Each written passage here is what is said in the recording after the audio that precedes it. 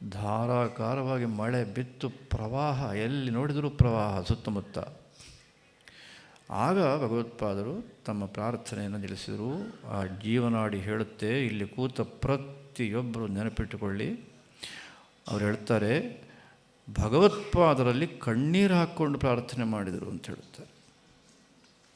ಜನ ಇಂಥ ಕಷ್ಟದಲ್ಲಿದ್ದಾರೆ, ನೀನು ಕೃಪೆ ಯಾಕಾದರೂ ತೋರ್ತಿಲ್ಲ ಅಂತ ಸ್ವತಃ ಕಣ್ಣೀರು ಹಾಕ್ಕೊಂಡು ಪ್ರಾರ್ಥನೆ ಮಾಡಿ. ಅಷ್ಟೇ ಅಲ್ಲ, ಇದು ಸತ್ಯ ಅಂತ ನಂಬೋರಿಗೆ ನಾನು ಹೇಳೋದು, ನಂಬದೇ ಇದ್ದವ್ರಿಗೆ ಏನು ಮಾಡಲಿಕ್ಕಾಗೋದಿಲ್ಲ.